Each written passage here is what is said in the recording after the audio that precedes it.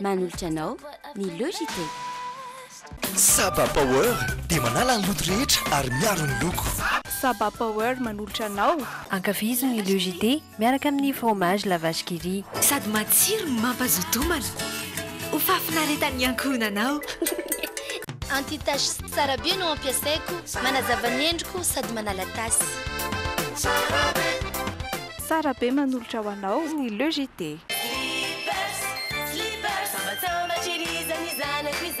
Couche, slippers, manolotra anao logité. Telma, safidiko numéro 1 malagasy manolotra ho anao.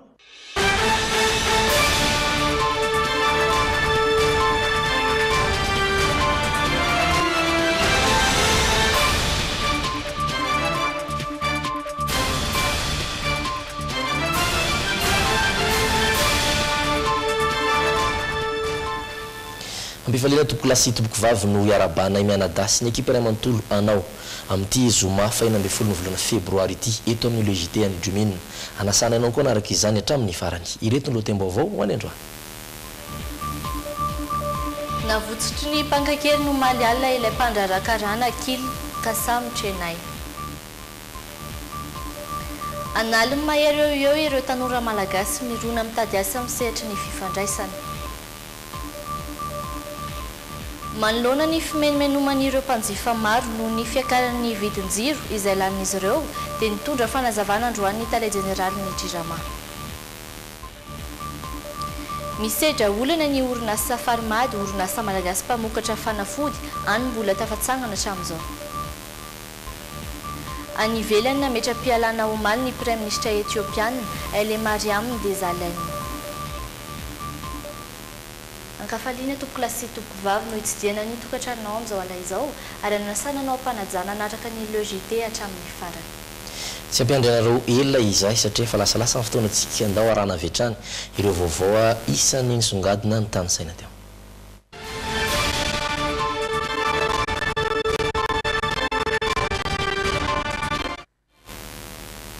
Vaovao makasika ny fakana-keriny an'ilay teratany karana Akily Kasamy Tsenay izay tany Tomasina no aratsika voalohany. Navoaka n'ireo mpankakely ny teny barika 5 Akily Kasamy Tsenay ny alakamisy alina teo raha ny fanazavana nomen'ireo fianakaviana izy ireo ihany no nifandresy lahatra tamin'ireo mpankakerin'ireo tsy teo masin'ny mpitandron'ny filaminana raha ny fanadiadiana hoentiny rody anomenjanahary amintsika manaraka eto. Ny aliny alakamisy tokony tamin'ny 7 ora no navototra ireo mpanao takalonaina teny amin'ny faritry barika 5 ilay mpandrarakarana Akily Kasamy Tsenay. Tsy nahitana sorotraretina na ratra teny amin'ny tenany fa tavaverina soma tsara teo amin'ny fianakaviana izy 12 andro taty aoriana nakanazan-keriny. Ny marana toerana nangataka fiaonana taminy izahay andalana andeha hamonjy ny toeram-piasana izy ka tsy afaka nitafa taminay ny tenany. Raha fanazavana voaray tamin'ny fianakaviana no totosan'izy ireo manokana ny fifampirahana tamin'ireo mpakan-keriny. Tsy naharay vaovao momba izay mantsy ny teo anivon'ny mpitandron'ny filaminana raha nambaran'izy ireo. Ho an'ny selule mixte misahana ity raharaha ity mbola mitoy fikarohana ireo olona nanao ity fankanan-keriny ity mandra-pahavoafonja izy ireo. Amin'ny vaovao ny fandriampahalemana atranitra angam-piarahamonina Balamisa 700 siray alina no trateky ny polisy avy eo anivon'ny boriboritany voalohany tetsy Analakely. Mirefy 7.5 mm ireo bala ireo ary nafenina tamin'ny toerana iray tsy misy mipetraka tetsy Analakely ihany.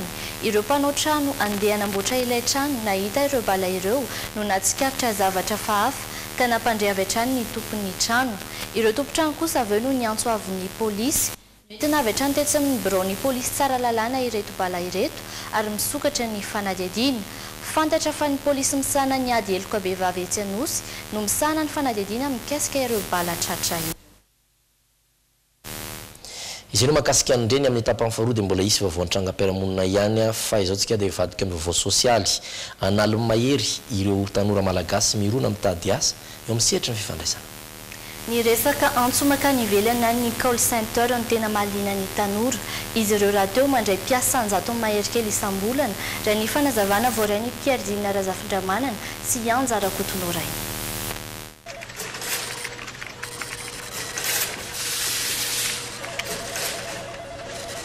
ho andreto orinasa manao antso ireto na call center efa-jato sy arivo amin'izao fotoana ireo mpiasa ao aminy. Anitatra ny toeram-piasana izy ireo ary ampiditra mpiasa 20 isam-bolana. Ny mpitady asa ao aminy anefa tonga hatrany amin'ny 3,000 isam-bolana. Tsy mitady tanora manana diplôma betsaka nefa izy ireo saingy ilaina kosa ny fahaizana mafeny teny frantsay. Mahaliana ireto tanora ihany koa ny asa amin'ireny tambazotra isan-karazany ireny. Ho an'ny Telma izao dia mahavoray taratasy fangatahana asa arivo eo izy ireo isam-bolana. Ary miankina amin'izay ilain'ny orinasa no ahafahany mandray mpiasa vaovao raha ny fanazavana ity tompon'andraikitra iray ity. Tena be dia be mipostula zao commerciaux dia ny conseiller client dia ny technicien polyvalent zany ny anisan'ny be dia be koa. Dia ohatra ny commerciaux zao ny diplôme ilaina, c'est vrai qu'on demande un bac plus dans commerce, marketing na gestion koa. Fa nefa misy koa ny ankizy tsy voatery hoe nahazo an'izay diplôme izay fa manana formation izy. Miankina amin'ny hamariny traikefa nanam-piasa iray raha ny fanazavana voaray amin'ireo tompona orinasa no amerana ny karaman'izy ireo. Fasarotra ny mitady asa eto Madagasikara raha ny fomba fijerin'ireo tanora ny resaka tamin'ny miarso Rojoravaka sy Zora Andritsalama. Ankoatra ny resaka maro-pahaizana mbola olona eto amintsika ihany koa ny tsy fampiny orinasa afaka manome asa. Ho hiatrany ny hevitrireo tanora sendra mpanao gazety ny Jumina ireo. Iompana amin'izay fitadiavan'ny tanora asa izay indrindra ity fanadidina manaraka ao rantsika ity. Manodidina ny 4 ny tanora miditra eo amin'ny sehatry ny asa eto amintsika isan-taona. Ny iray amin'ny tanora roa mitady asa ihany kosa no fantatra fa mahita raha ny tarehimarika voaray hatrany. Tsy mifanojo amin'ny tadiavin'ny orinasa matetika ny traikefa sy ny mari-pahaizan'ny tanora any ka lasa sarotra ny mitady asa eto Madagasikara. Sarotra mitady asa eto Madagasikara raha ohatra ka tsy manana diplôma licence farany ambany izany. Dia be no tafavoaka amin'ilay zavatra iray dia nefa entreprise anankiray fotsiny mandray. Taka expérience foana nefa ny orientation eto amintsika efa ratsy. Surtout vao vita baka dia eo vao mieritreritra hoe andeha aiza. Noho ny fahatsapany ilay hoe tsy mora ny mitady asa izay, maro amin'ireo tanora tafaresaka taminay no misafidy ny asa na dia tsy mifanaraka amin'ny fari-pahaizana akory azy izany. Rehefa miasa dia mety foana na dia tsy mifanaraka tamin'ilay fianarana natao ary dia raha mahavelona ny tena dia mety ihany. Je pourrais avoir gagné de l'argent quand même mais je peux accepter. Misy amin'ireo tanora eto amintsika ihany koa nefa ny mijery ny resaka karama aloha na manapa-kevitra ny anao izay asa any mifameno amin'ny mari-pahaizana ananany. Aleo mifanaraka amin'ny fianarana natao. Amin'iny ianao opérant kokoa sady mahay an'ilay izy ianao. Rehefa ohatra manana expérience kosa ianao dia tokony hametraka ihany ny valeuranao hoe satria manana malagasy manam-pahaizana. Raha hoe asa tsy mifanaraka amin'ny fianarana nataoko dia akarak'ilay karama zany. Ny aminahy manokana zao ao anatin'ny filière sciences politique dia mila karama ambonimbony zany satria mafy le asa atao eo amin'ny 7,5 millions eo zany minimum. Mba hanampiana ny tanora amin'izay fitadiavana azy izay, misy ny torolalana manokana ho azy ireo. Azo soratana hoe 3 andro ny organiser ny mariage ny cousine. Rehefa miorganiser mariage ianao mandahatra planine ianao, miorganiser ny invité ianao, mandahatra ny ao an-dakozia ianao, manao ny décoration ianao, zay dia efa soratanao expérience de 3 jours. Nefa miorganiser mariage zany dia ilay 3 semaines, dia efa 3 semaines d'expérience zany zay, fa tsy voatery miandry ilay orinasa be foana. Voalaza fa mitana anjara toerana lehibe eo amin'ny fitadiavana asa ny rafim-pampianarana ka antom-pisiny ny fiara-miasa ny ministeran'ny fanabeazam-pirenena sy ny ministeran'ny fampianarana ambaratonga ambony ary ny association malgache de direction des ressources humaines. Iato kely amin'ireto doka-marotra vitsivitsy ireto isika tompoko lasy toko vavy mbola saina ianao anaraka amin'ny toy ny aoriny izay. Mbola misaotranao manjoy ny legitea aratsika avy hatrany ny vaovao ara-tsosialy mahakasika amin'ny vidin-jiro izay niteraka risabeta ao. Manoloana ny fimemenomany maro noho ny fiakaran'ny vidin-jiro izay lanin'izy ireo dia nitondra fanazavana androany ny tale jeneralin'ny Jirama. Nambarany Jaomiaro Olivier fa efatra amin'ny Jolay 17 no nisin'izany fiakarana izany tsikelikely. Mitatra ny vaovao amintsika Andry Lalain'Andriamasy teo amin'ny rindran-tsary ny Stéphane Rakotomalala. Niaiky ny tale jeneralin'ny orinasa Jirama androany fa nisy tokoa ny fiakaran'ny vidin-jiro teto amintsika.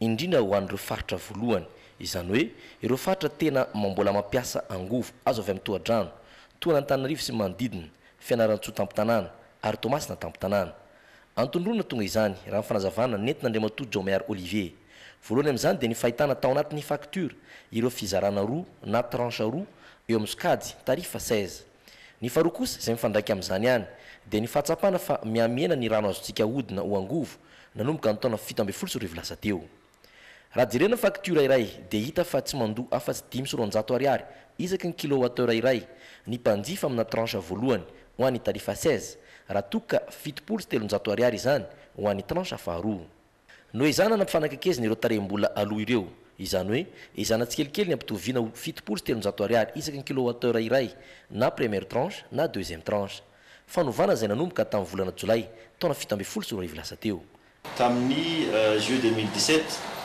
le tarif zany ampiakarina 7,5%. Et tamin'izay les parties hautes io moyenne tension io ny ampiakarina 15%. Le taty ambany le basse tension ampiakarina 2,3%.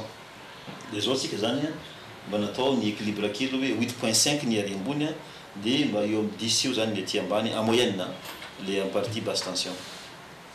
Raha ijery taux sika zany fa ity moa zany le sahaby teo le taux tsy misappliquer fa en absolu 21 000 ariary 13 000 ariary 6 000 ariary 8 000 ariary zay zany augmentation en absolu peu importe le niveau de la consommation sauf si c'est en dessous de 130 kWh par heure.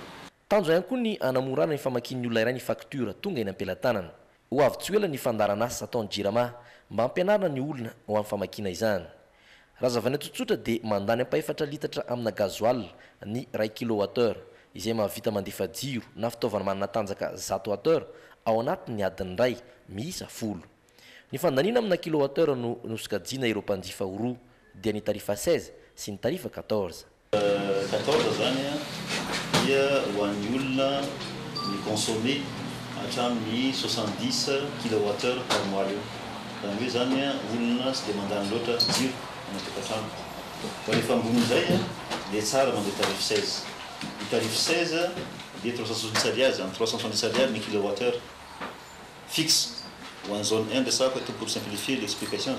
Fin tarif 14, les misses 141, ils ont moins de 25 kWh par mois. Réforme Bonzaïsa, c'est 164 ariary, nous payons. Donc ça c'est un tarif, Natawa, ou en nul, c'est demandé en dire, ils sont boulons.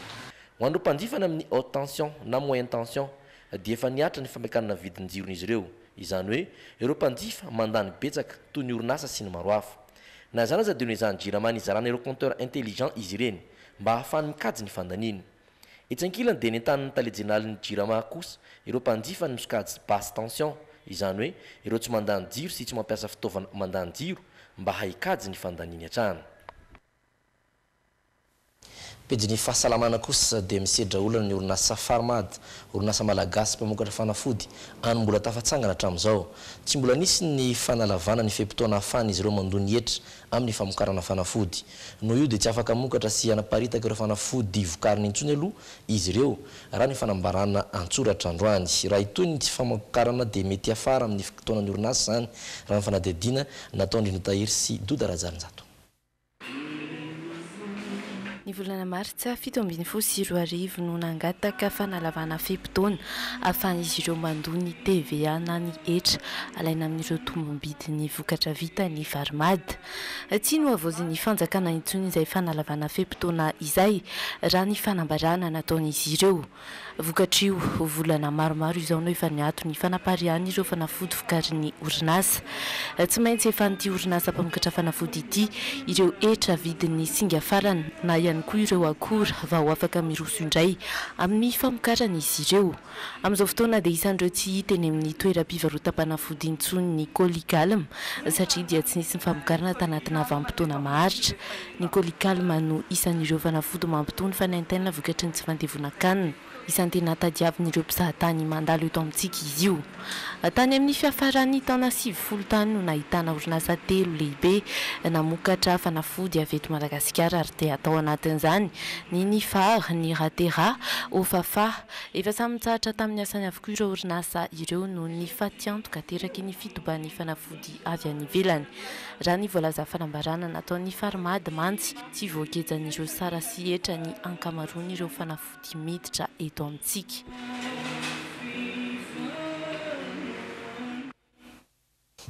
Eo ampejin'ny hay ary kosa dia nanomboka androany niova tanteraka ny sary famantarana ny brasserie Star Madagasikara. Raha jerena indray mitoko maso dia misy soratra Star izay ahitana kintana sy ireo tsipika toy ny tsinam-bolana miloko mena sy maitso izany. Misy soratra eo ambany ny teny filamatra vaovao ho takarintsika ny kintana na hoe ensemble visons les étoiles. Fiovana izay ao ankatoko ny fanomboana fankalazana fa 12 taona ny Star. Niova ihany koa ireo sotoavina izay arahantsika fanazavana entina serasera eny anivon'ity orinasa ity. Ny fifanajana atao anatin'ny orinasa na ivelan'ny orinasa amin'ireo mpiara-miasa rehetra na mpiara-miasa amin'ny sehatry ny asa izany na mpiara-miasa atao amin'ny stage izay ny soatoavina voalohany dia ny soatoavina faharoa dia ny fandrianana ny mpanjifa na ny culture du client satria ny mpanjifa ny loharano-karena voalohany mpanjifa no manana ny teny voalohany sy ny farany dia tokony atao foana ny azo atao rehetra mba hampivoatra ny mpanjifa sy ahafahan'ny mpanjifa koa ho afapotanteraka amin'ireo vokatra izay vokarin'ny Star. Ny farany dia ny fampitomboana sandatrany ny fiarakarena maharitra na ny création de valeur à long terme moa izy isika tao. Vao misehatra amin'ny tontolo iainana kosa dia isan'ireo firenena tena sahirana amin'ny fiatrehana ny fiovaovan'ny toetrandro i Madagasikara. Antony azotsika nitosika amin'ny fanamafisana paikady enti miatrika izany. Androany ary no nanehoana tamin'ny fomba ofisialy ny fandaranasa mikasika an'izay fanadihadiana tao miarina Irina Rananja sy Dolphe Rakotoniaina. Firenena fahatelo marefo indrindra eran-tany Madagasikara amin'ny fiatrehana ny fiovaovan'ny toetrandro. Izay no tatitra azo avy amina ivitoerana mpanao fanadihadiana iray any ivelany antsoina hoe Institut Maplecroft. Matetika nefa i Madagasikara no isian'ny loza voajanahary tahaka ny rivo-doza, ny tondra-drano sy ny haintany ka mamparefon'ny fiariny. Noho izany dia voafidy ho anisan'ireo firenena 10 nahazo ny tosika ara-teknika amin'ny alalan'ny PPCR na ny fandaharana asa andrana ho fanarenana ny toetrandro izay tohana ny banky iraisam-pirenena i Madagasikara. Ny PPCR izay manampy amin'ny fametrahana fandaharana asa maro-potitra ahafahana mampiena ny voka-dratsy ny fiovaovan'ny toetrandro sy amin'ny fitadiavana famatsim-bola fanampiny ho fanosehana ireo sehatra mifandray amin'izany. Eo misa enina eo zany ireo tena sehatra ilaina mbola ilaina fanamafisana amin'ny resaka fiovan'ny toetrandro sy ny resaka faharefona ary ny resaka risque dia ny sehatry ny infrastructure any amin'ny indrindra fa any amin'ny faritra amoron-dranomasina izany dia eo koa ny fanampinan'ny mponina indrindra amin'ny resaka fambolena mba ahafeha ny resaka fanjarian-tsakafo izany vokatra azo avy amin'ny fambolena izany na dia eo ary ny olona ateraky ny fiovan'ny toetrandro ny voakasika voaresaka ihany koa ny mahakasika ny fanajariana tany resaka aménagement ary ny fara moa izay tsy ambanin-javatra ny resaka ala ny resaka zava-manana biodiversité sy ny écotourisme. Totosandroany ary ny fanehoana amin'ny fomba ofisialy nitetika asa ho fanamafisana ny fahafahana miatrika ny fiovaovan'ny toetrandro na ny SPCR ho an'ny Madagasikara. Hatreto, mbola ampahany amin'ireo fandaharana asa navoaka ihany no nahazo famatsim-bola ka mitohy ny fiara-miasa amin'ireo mpiara-miombonantoka. Voan'ny trangam-piarahamonina iverenantsika indray dahalo mpivarotra fitaovam-piadiana iray no sarony zandary. Lehilahy iray 70 taona mpivarotra sy mpividy fitaovam-piadiana no voasambotry ny zandary avy amin'ny bourgade-ny Betongolo ny talatalasa teo tokony ho tamin'ny folora. Ity lehilahy ity moa dia sady mpamatsy fitaovana ireo dahalo no sady naman'izy ireo ihany koa. Fanampanazavana iarahana amin'ny miarina Irina Rananja sy Dolphe Rakotoniaina hatrany. Ny talata 13 febroary teo no nahatratra ny zandary avy amin'ny bourgade-ny Betongolo an'ity lehilahy mpividy sady mpivarotra fitaovam-piadiana ity.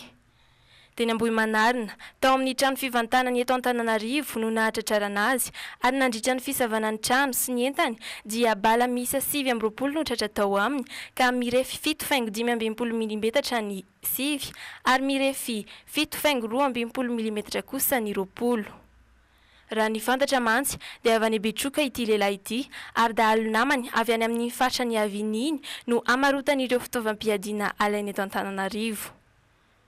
Izy anefa izay mody manome vaovao ho an'ireo zandary miasa any an-toerana ka manondro ireo dahalo hafa tsy iray tarika amin'izy ireo rehefa tonga any Betroka.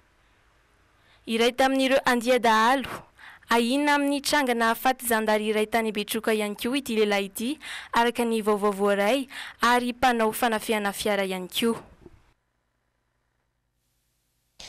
Avy any ivelany nametra-pialana omaly ny Prime Ministre Ethiopian Haile Mariam Desalegn tsy mbola fantatra hatreto ny olona isolo toerana azy olona izay avy amin'ny toko efatra ny toerana na ny coalition Ethiopia izay mandalo crise amin'izao fotoana. Samba no nisy praministra nametra-pialana tao Ethiopia nametra-pialany Haile Mariam Desalegn rehefa teo amin'ny toerana maha-praministra azy nanomboka tamin'ny taona 2012. Amin'ny fotoana mafana ho an'ny firenena vao nandray izao fanapahan-keviny izao izy. Heverina fa noho ny fihetsiketsehana samihafa no nahatonga izany. Izy no mpisolo toerana ny Meles Zenawi taorian'ny nahafatesany ty farany. Raha ny fanazavana dia heverina ho midika fisokafan'ny fitondrana ankehitriny io fametraha-pialana io. Ity praministra ity izay namoaka fanambarana ny amin'ny tokony hamoahana ireo mpanao gazety sy mpanao politika ny gadra ny volana janoary teo.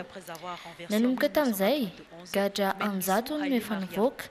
Raisiny ity praministra ity hodinina ampivoarana ny firenena ny fanapahan-keviny. Miandry izay solo toerana azy kosa izy vao tena hiala eo amin'ny toerana. Marihana fa hifantaona maro no fitambaran'ny antoko na coalition no mitondra ao Ethiopia ankehitriny. Tsy maintsy mijery ireo olona tolotry ny antoko efatra izy ireo handray ny toeran'ny praministra Ethiopiana. Ny Chine indray taonany alika no banjina amin'ity taona vaovao ity ho an'ireo sinoa tao Shanghai nisy ny fiarahana sy fangataham-bavaka tamin'ireo tepoly any toerana. Mankalaza ny taom-baovao ny sinoa amin'izao fotoana izao toy ny isan-taona taonany alika no andraisan'izy ireo ny taona vaovao.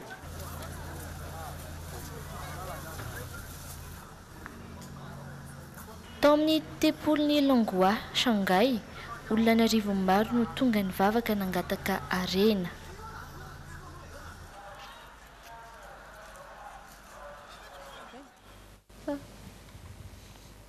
Ary atsy Afrika Atsimo ny vaovao respenana arantsika farany. Afaliana tanteraka no andraisan'ireo Afrikana tatsimo ny filoha vaovao lany atao amin'izy ireo. Anisan'ny tena andrasana amin'ny fampandrosoana entiny androany nisy ny fionan'ny Cyril Ramaphosa tamin'ny solombavam-bahoaka.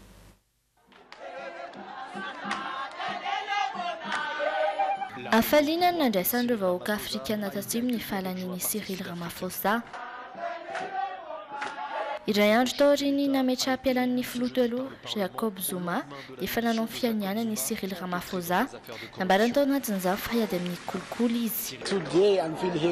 Tena faly androany fa alany Cyril Ramaphosa zany no mahatonga eto amin'izao oro zao. Président, c'est pour ça que je suis si enthousiaste. Tena ohatry mpanankareny zany aho androany.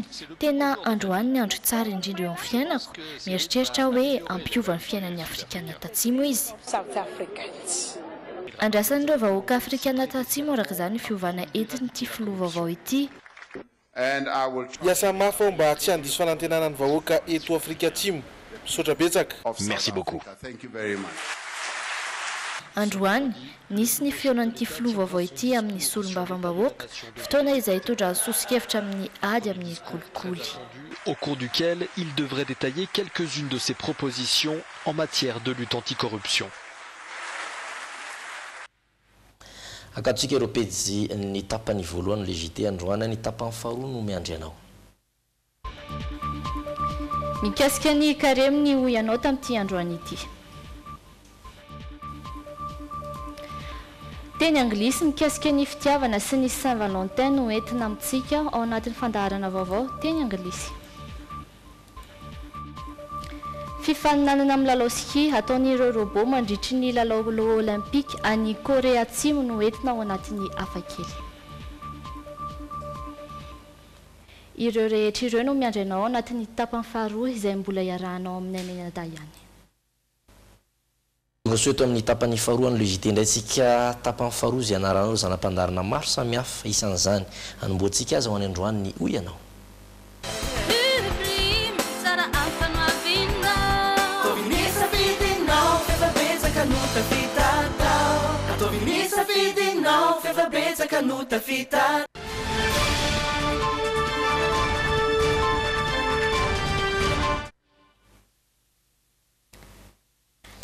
Makasika nia finoana katolika Karemy no arahantsika anatin'ny ianao.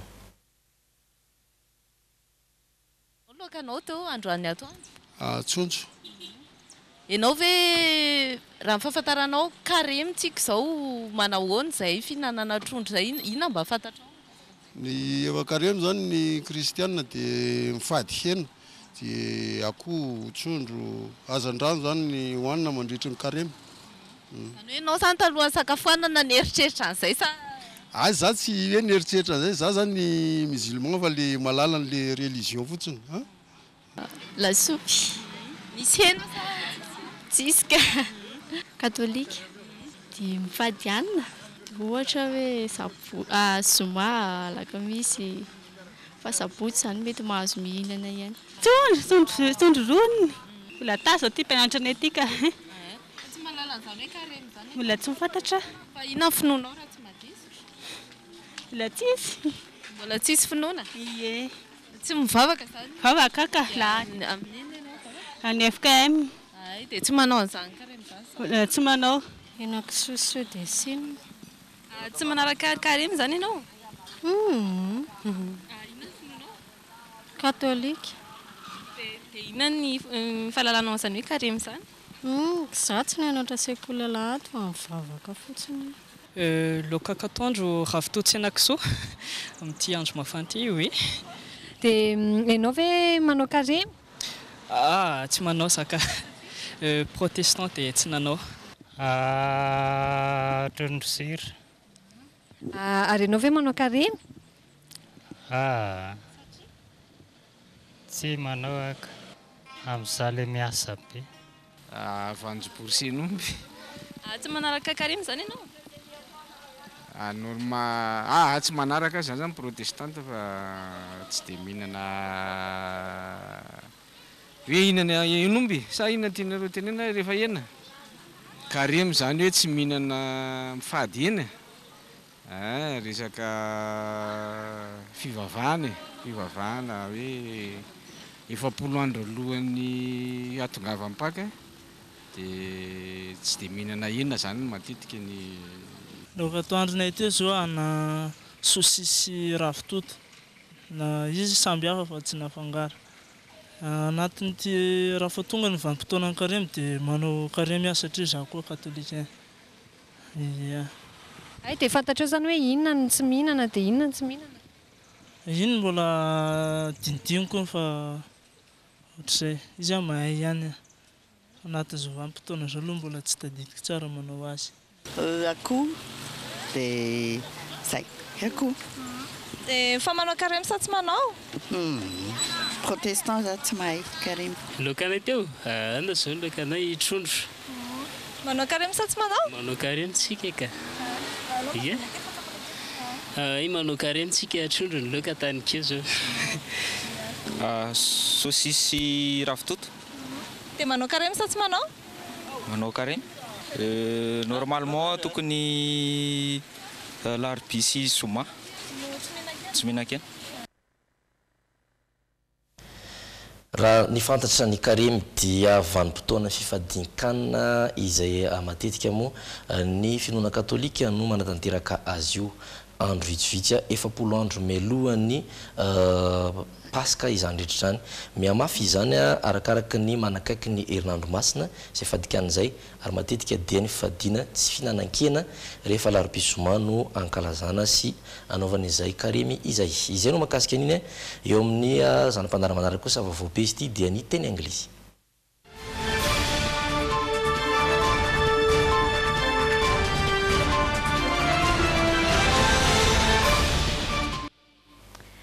mbola tsy ela izay nankalazantsika ny fetin'ny mpifankatia amin'ity androany ity dia teny anglisy mikasika ny fitiavana sy ny Saint Valentin no entina amintsika. Teny sy fehezanteny avy amintsika mpijery ihany no adika amin'ny teny anglisy manaraka eto. I found a love for me, darling, just dive right in and follow my... Ny Saint Valentin ny 14 volana febroary dia fetin'ny fanatontoloana anglisy no sokajiana ho fetin'ny mpifankatia izy io, fotoana ifanoloran'ny mpifankatia teny mamy, fanomezana ary voninkazo. Misy telo kosa ireo Valentin ny andohan'ity fety iray ity: ny Valentin de Rome, ny Valentin de Thermie ary ny Valentin de Réti. Ny pape Gelas Ier tamin'ny taona 570 no nametraka ny 14 febroary ho fetin'izy telo ireo. Ny teny mandidina ny Saint Valentin nantanianareo olona ary ezahantsika dinika amin'ny teny anglisy. Your heart is so I and in your eyes you're holding mine, baby. I'm dancing in the dark with you between my arms, barefoot on the ground. Manomeza teny miodidina ny fitiavana na ny Saint Valentin. Sarina fo misy soratra hoe time ohatra. People say St. Valentine's Day is about heart, okay? Which means that heart where you show your emotion. You understand? Emotional condition. This is everything you feel is from heart. Which means that two people who love each other, okay? Okay, that is who love each other. Who love each other, right? Tikano. I really, really like you. Oh, I really, really, really like you. I love you. Voninkazo de rosy. Cosmos flowers, to and fro they sway. Manana ny famaritany sy ny fahafantarana azy koa ireo tanora. St. Valentine's Day is today for a couple to show their love and give gift. I think that's all. Okay, well, to me, St. Valentine's means a day for two lovers to show their love to each other, and it's an international day for everybody in the world. It's for the couple to love their love for each other. I think that's all.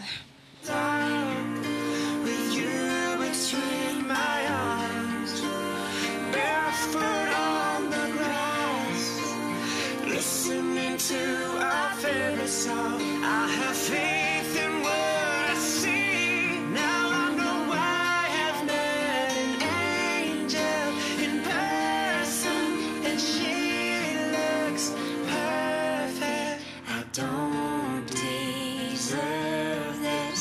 You look perfect tonight.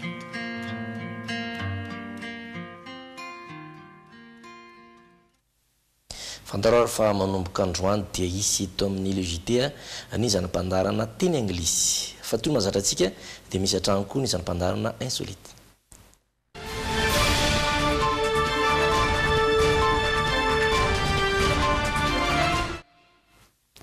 Fifananana fikorsana amin'ny ranomandry na ski ataon'ireo robot mandritry ny lalao olimpika no entina ao anatin'ny hafakely. Fifananana natao entina hanehoana amin'ireo vahiny manatrika ny lalao olimpika izy ity ny fivoaran'ny robot any Korea Atsimo. Atleta maro no mandray anjara amin'ny lalao olimpika toto-saina any Korea Atsimo amin'izao fotoana izao. Niroso tamin'ny anjarany ireo atleta manao ski amin'ny ranomandry ny alatsinainy teo. Nisy ihany koa ireo lalao natokana ho an'ny robot tamin'ny fifaninanana ski olimpika. Misy tamin'izy ireo no maty teny an-dalana. Ny lalana izay ale izay maharitra ora iray ka mifarana amin'ny tanànan'ny Welly Hilly andrefa ny Pyeongchang. Tsy afaka mandray anjara amin'ny lalao olimpika ny robot ho fanehoana ny fivoaran'ny teknôlôjia aty Korea Atsimo amin'izao fotoana nefa dia nataonay mifanindry amin'ny lalao olimpika ny lalao natokana ho an'ireo robot. 8 équipes de robotique provenant des universités, des instituts et une entreprise privée se sont affrontés pour un prix de $10,000 pour ce que les organisateurs ont qualifié de Ski Robot Challenge. Les robots ont été équipés de capteurs de caméra pour détecter les mâts de drapeaux bleus et rouges sur leur chemin et tourner pendant qu'ils dévalaient la colline. Tena gaga hoe hain'ireo robot ny mijery ireo saina ary vitany tsy mandona an'izany. Les évitant.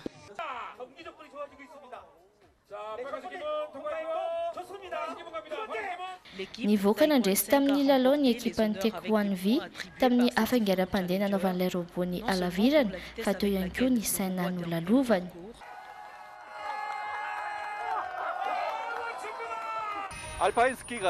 Hitako hoe mampalahelo ihany hoe nahemotra ny ski alpin noho ny rivotra mitsoka.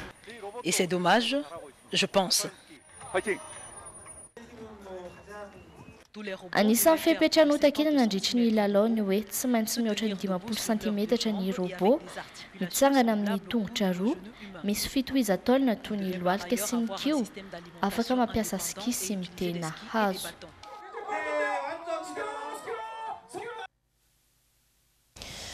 Raha mikasika vaovao amin'ny lalao olimpika ho an'ny andro rinina izay tanterahana ny Pyeongchang any Korea Atsimo dia fantaro fa misy malagasy mandray anjara Mialtina Claire no anarany amin'ny 10 taona ary voasokajy tao amin'ny larina faha-27 tamin'ny fanina amin'isa raika amin'ny 20 izy teo amin'ny slalom géant sokajy vehivavy larina 17 tamin'ny ampifanina sy amin'ny 70 koa izy teo amin'ny slalom tsotra tamin'ity fikorisana ranomandry na skity arahanao misy kokoa ao anatin'ny ID Sport milatsinainy izao ny makasika izay vaovao izay fa mitoy ny fandarantsika mifara maromarona koa melohany izany nefa dia ndeha mpafatananao ny toetry ny andro ho any rahampito sabotsy.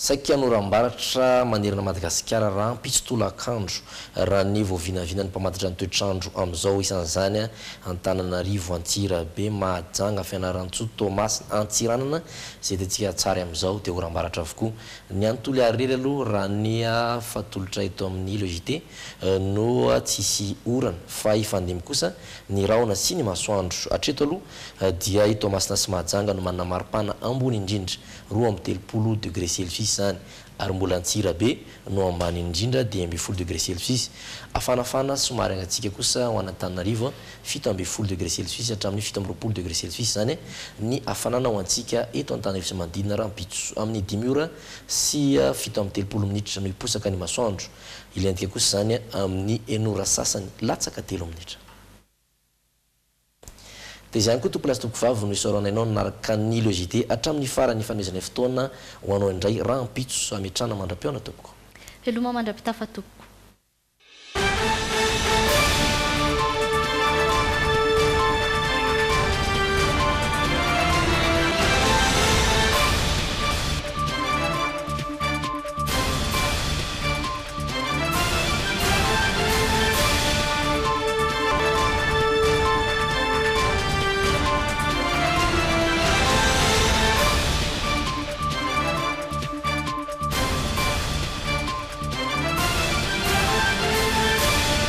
Telma, safidiko numéro 1 malagasy nanotra ho anao teo. Ankafiziny ny logité miaraka amin'ny fromage la vache qui rit. Sady matsiro no mampazotomana.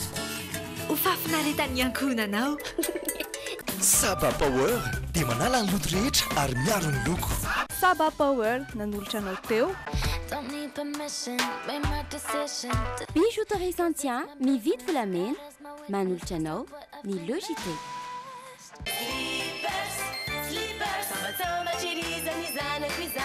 Couche slippers manolotra anao logité. Anti-tache tsara be no ampiasaiko manazava ny endriko sady manala tasy. Sara be nanolotra anao teo ny logité.